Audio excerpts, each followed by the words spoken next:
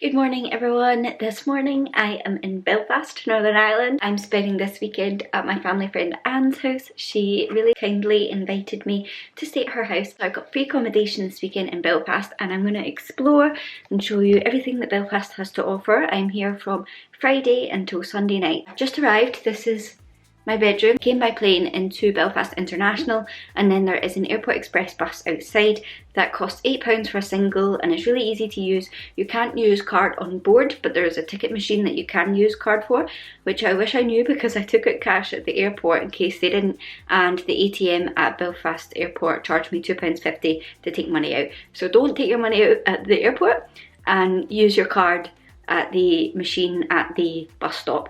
And then the 300 Airport Express is just really easy, takes you all the way to the bus station in Belfast City, and then Anne picked me up from there and drove me here, and now we're going to head out and explore some more of Belfast. I'm so excited to be here this weekend. My mum is from Belfast, so I've been here many times before, but it's always been like visiting family and things like that and just hanging out with them, whereas I've never really done any of the touristy things. That's what this weekend is all about. I'm going to be exploring Belfast, hopefully through the eyes of like tourist. I'm going to feel like a tourist in Belfast, which is so exciting. Just do everything that there is to do in Belfast. I'm so excited. Let's go.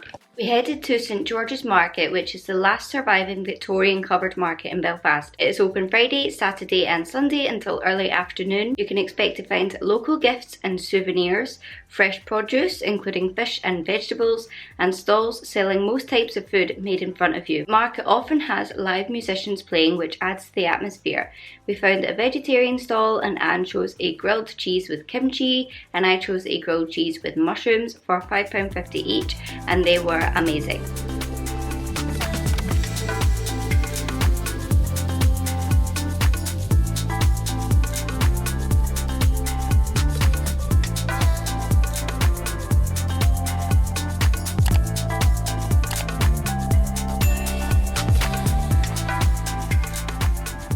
Can I hear an accent? Can I hear your accent? You're Scottish? Yeah. I don't guess accents anymore because the guy was here before me. I says, where are you from, sir? America? And he says, Dilly Dolly. And I'm like, Dilly Dolly? We go, no, I'm Canadian. And I go, say, bro, I promise you, you sound exactly like Americans. Trust me. I was like, what you want to do is say to Americans, is that a Canadian accent? That looks gorgeous. So we've left the market and Anne is taking me on a little tour before I get on my bus. I'm going to try and convince Anne to also come on the bus, but we're coming out to the Big Fish. Here we go, this one's for you, Lauren. Big Fish. This whole area, this all would be modern. This is where the ships would have come in, and right up that street, which is High Street, where that clock is where the ships would have docked. And then that clock is slightly wonky, the Albert clock, because it's just built on marshy, sandy silt. So that's why it's kind of leaning. There's Nuala with the hula, her unofficial name. There's some public toilets, but they cost 20p. After the market, Anne took me around the city a little bit and to Victoria Square, which is arguably Belfast's best shopping centre. I'd been here before, but I never knew that there was a dome at the top with almost 360-degree views of the city for free. Definitely worth a visit if you come to Belfast. You can see Cave Hill from here, which is nicknamed to Napoleon's nose, as it can resemble his profile from the side.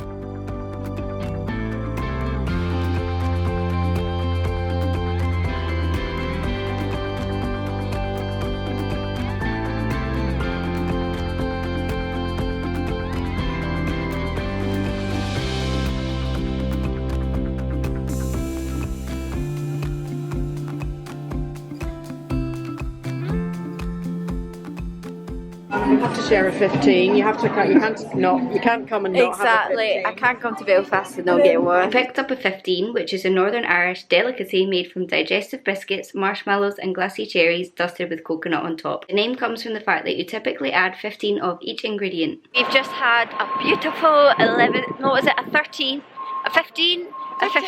and a coffee in Dilly and Dolly's, and now we are on our way to the hop on hop off city bus tour to take our tour around Belfast. I'm excited to learn some history and a bit of tour guiding and see the other places in Belfast I've never seen. I think they take you to the jail and the Peace Wall, which I've never seen, and it starts outside here at the City Hall. I think I paid £17 for my ticket for the hop on hop off.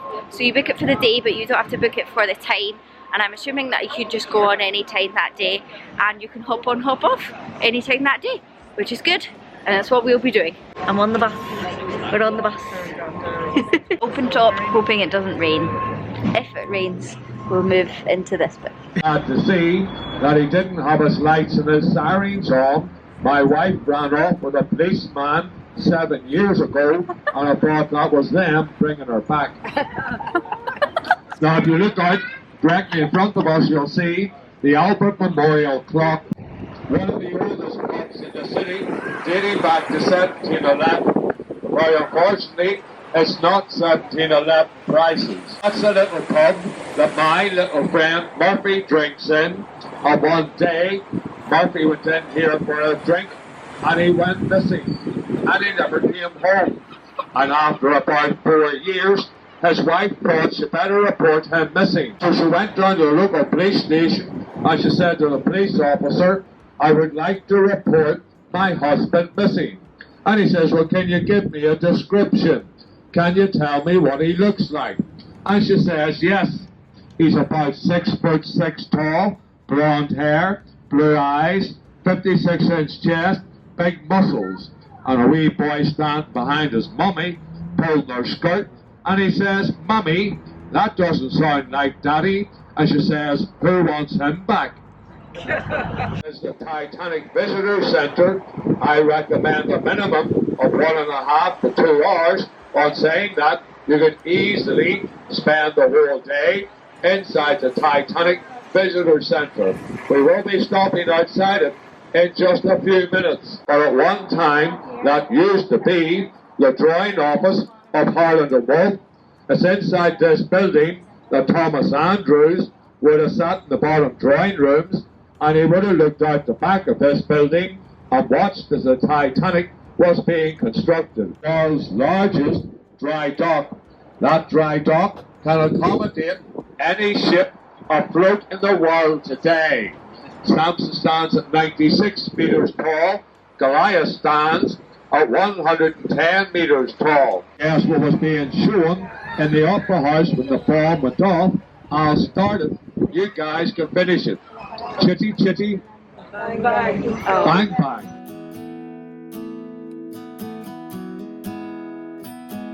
You were the type that eclipsed the room.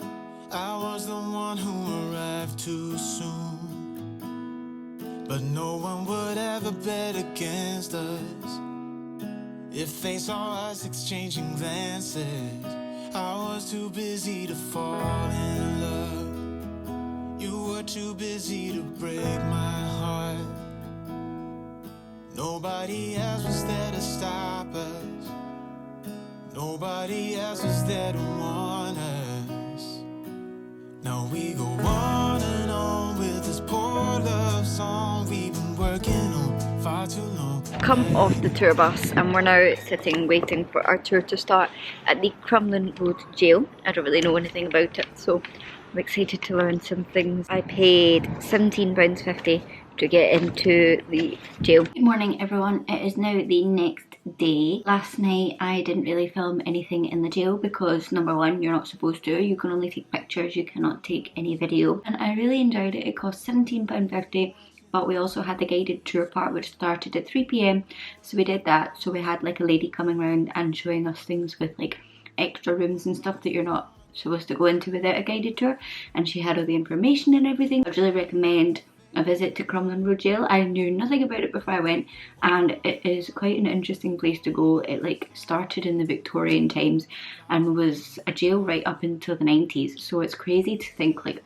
the amount of stuff that happened throughout that time. There was executions there. There's a room that you go into with a noose, but you don't have to go into it, but it's just quite like poignant and really immerses you in the experience of what it was kind of like back in the days, which I thought was really interesting. But this morning it is now just gone 11. We had a bit of a slow morning because yesterday to catch my flight I had to wake up at 4 AM. My flight was at 6:30, so I was really tired by the end of the day yesterday. This morning has been a bit slower. Had some breakfast and last night Anne got us a lovely Lebanese takeaway delivered to the house called Umi or something like that, where we had falafel, wraps and pittas and loads of different fillings. It was gorgeous. I love falafel. I'm going to interrupt this vlog to basically split them into two. I never really ended like the first one and started the second one, so that's what I'm going to do now. I'm obviously back at home, but I hope that you enjoyed this first Belfast video. Give it a thumbs up if you did. Don't forget to subscribe to see more content from me, and I'll be back next Thursday with the next Belfast installment. You're not going to want to miss it.